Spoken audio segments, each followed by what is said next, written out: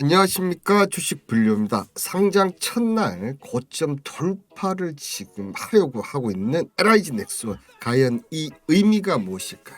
자, 보시면 2015년도에 상장을 했던 이 LIG 넥스원은요 13만원 고점 돌파 이후에 계속 지속적인 하락, 그 이유에 대해서 제가 설명을 드릴 겁니다. 그리고 나서 지금 보시면 최근 들어서, 그죠, 이때가 당연히 수주 나왔을 때겠죠. 1월달. 그 이후에 다시 이제 재돌파하는 이 시점입니다. 이 돌파의 의미는 과연 무엇일까요? 자, 최근에 이 외국인 기관들 수급 보면 아주 멋져 보여요. 그죠? 2월 25일 4일부터 시작을 해서 이제 외국인과 기관들이 어떻게 된다? 프로그램 매매를 통해서 꾸준하게 들어오는 그런 모습을 보여주고 있습니다. 거기에 발맞추어서 가장 큰 세력은 어디다? 역시나 연기금. 이 연기금은 보시는 대로 2대 주주입니다. 지금 13.60%를 보유를 하고 있는데도 불구하고 이 LIG 넥스원을 추가적으로 더 매수. 자, 국민연금공단이라고 하더라도 이렇게 지분율을 높이는 케이스가 정말 잘 없거든요. 10% 이상 되면 웬만하면 리스크를 대비해서 추가적인 매수를 하지를 않는데, 이렇게 강력하게 국민연금이 이렇게 매수하는 이유, 기본적으로 두 가지가 맞아야 됩니다. 실적이 계속 우상향을 한다. 그리고 하나는 뭐다? 배당이 계속 높아진다. 이 두 가지 조건이 맞아진다면 이 연금은 계속 신규 추가 이런 매수를 할 수가 있는데, 넥스원을 지금 강력하게 매수를 한다. 그 두 가지 이유가 된다는 거고. 자, 보시면 영업이익률은 3분기에 어떻다? 지금 7%대까지. 자, 2018년도 2019년도 1.63 1.25로 낮았는데 7.73%까지 올라오면서 영업이익률이 점점 높아지고 있습니다. 그럼 이 LIG 넥스원의 히스토리를 보시면, 넥스원의 뿌리는 1976년도에 설립된 금성정밀공업, 이 금성정밀공업이 LG정밀, LG이노텍 이렇게 하다가 2004년 7월에 LG이노텍에서 방산사업부만 따로 분사해 넥스원으로 만들어졌습니다.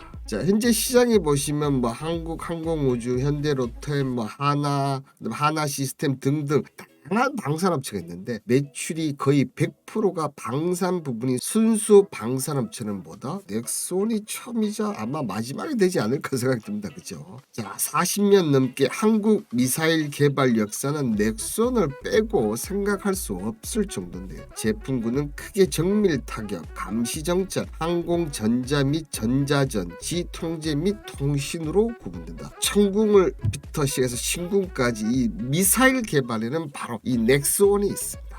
자, 넥스원의 매출 구성을 보시면 주력 제품군 역시 정밀 타격 부분, 대공, 대함, 대잠, 대지, 공대지, 수중 무기 등의 제품으로 전체 매출의 57.2%. 그 다음이 감시 정찰인데요. 탐색 레이더, 추적 레이더, 영상 레이더, 전자 과학 장비, 수주 감시 체계 등을 포함해서 매출이 20.5%. 그 다음에 AEW 매출 비중은 11.2% 정도. 그리고 넥스원은 LIG 정밀 기술이라는 100% 자회사를 두고 있는데요. 이 정밀 기술은 유도 무기 시험 장치, 수중 무기 조립 생산 장치 및 쉘터 운용자 콘솔 등을 생산하고 있습니다. 자, 매출 구성을 보면 역시나 미사일이 주력이라는 부분을 알 수 있을 겁니다. 자, 그런데 또 이 LIG 넥스원은 가장 또 뛰어난 점이 뭐냐면, 넥스원의 연구 개발 인력은 전체 임직원 3,260명이 48%를 누가 차지하고 있다? R&D, 바로 연구 개발 인력들이 차지하고 있습니다. 이 중 60%가 석박사 학위. 자, 일반 기업에서 생각을 한번 해보십시오. 이렇게 R&D를 많이 투자를 한다? 인건비가 많이 나갑니다. 그렇기 때문에 이렇게 하는 케이스가 거의 없는데, 넥스원 같은 경우는 48%를 R&D, 그것도 60%가 석박사 학위를 갖고 있는 분들로. 자, 그렇다 보니까 지난해 9월 말 기준으로 등록된 특허가 1604건, 그리고 출원 중인 특허는 392건이 되면서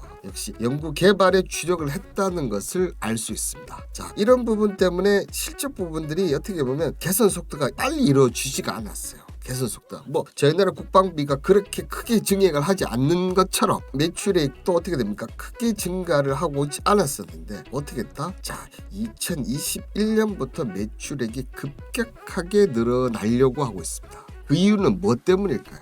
그리고 이 대한민국 미사일 방어 체계 핵심 기업, 자, 이 킬체인이라고 부르는데요. 북한의 핵미사일 등을 발사하기 전에 우리 군이 이를 먼저 탐지해 선제 타격하는 것이 말하는데요.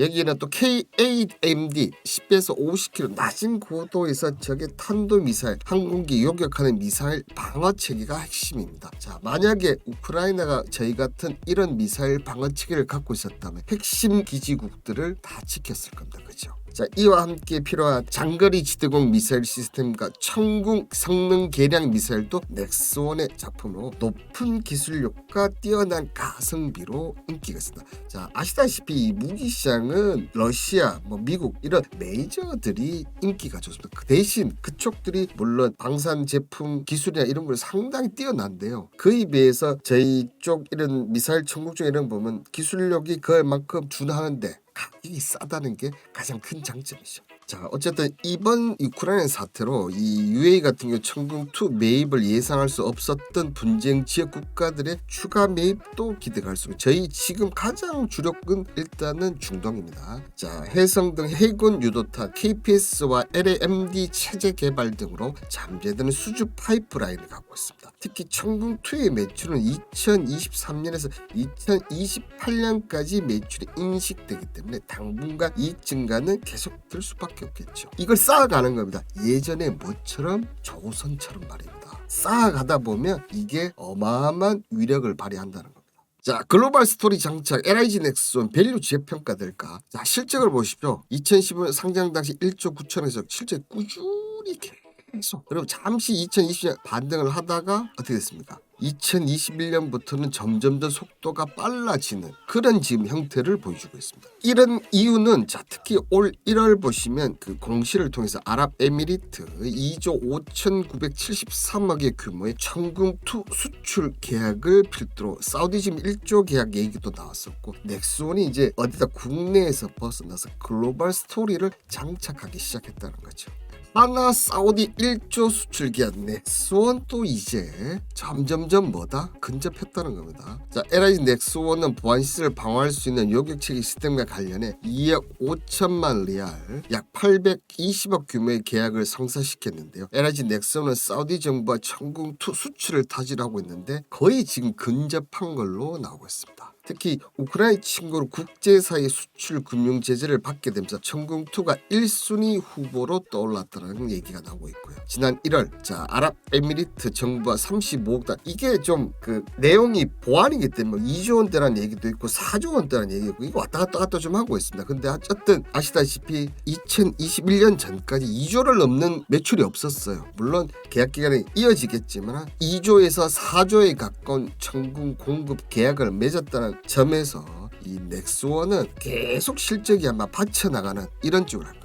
자, 그리고 우크라이나 사태로 세계 2위 방산대국인 러시아의 무기 수출에 제동이 걸릴 가능성이 높다. 러시아가, 제가 얘기 드렸지만 미국 러시아가 중동 국내 무기 점유율이 정말 높습니다. 근데 이때 못하니까 우리나라가 이 기회를 차지할 가능성이 높다는 거죠. 특히 사우디 같은 경우는 조 바이든 행정부가 들어선 직후에 작년 2월 예멘 내전 참전을 이유로 미국산 무기 수입이 금지가 됐죠. 그렇다 보니까 아랍에미레이트부터 시작해서 지금 중동에서 큰 계약들이 하나 둘씩 나오기 시작하죠. 자, 특히나 이번 우크라이나 전쟁에 보면 군사력에서 보면 우크라이나 게임이 안 됩니다. 그죠? 근데 우크라이나가 미국의 적외선 유도 방식 대전차 미사일 제블린이 러시아 전차를 잡으면서 지금 상당한 전쟁의 지연 효과하면서 러시아군을 또 격퇴하는데 상당히 큰 효과를 보고 있죠. 이 형군 같은 경우는 1.5m로 제블린보다 길지만 전체 중량은 제블린 등 유사 무기 체제보다 약 5kg 정도 가볍고, 사수가 조준 발사면 추가적인 조작 없이도 미사일이 표적을 찾아가 타격하는 특징을 가지고 있습니다. 또 특히 이 제블린뿐만 아니라 이스라엘 스파이크와 비교해 간통 능력이 뛰어나고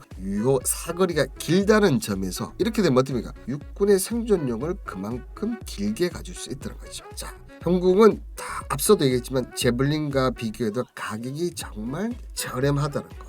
그렇기 때문에 러시아 막히고 미국 쪽도 막힌 이 중동에서 아주 가능성이 점점, 근데 하나 터지면 몇 조짜리잖아. 터지면 매출었어요. 그렇다면 LG 넥스원 생각보다 저도 개인적으로 하반기 쪽 좀 포커스를 맞추었었는데 생각보다 지금 빨리 나오고 있다는 점. 그러면 여기서 중동도 중동이지만 유럽 진출 성공 시는 주가 급등 가능성이 높은데 그 이유는 왜냐하면 앞서도 얘기 드렸지만 저희 나라가 메이저 방산업체가 아니기 때문에 대부분 크고 돈 많은 이런 나라들은 뭐다? 미국 쪽이라든지 러시아 이 메이저 쪽에서 꽉 잡고 있다는 거죠. 근데 이번이 지금 기회라는 얘기죠. 왜냐 러시아 침공에서 봤는데 이게 지금 특히 앞서 얘기했던 총 이런 부분들 특히 저희 나라가 미사일 쪽이 좀 발전돼 있지 않습니까? 이런 부분이 필요성을 이 각급 유럽에서 느꼈다는 거죠. 그런 부분에서 또 이번에 여당에서 이제 국민의힘이 바뀌었지만 국방비 증액도 더 높게 될 것이고 대북 관계 민감도도 분명히 저는 좀 달라지지 않을까. 자, 한반도의 긴장 고조에 따른 주가 움직임도 있겠지만 우크라이나 사태에 따른 방산 기업들의 수출 확대 가능성에 더 주목을 해야 되는데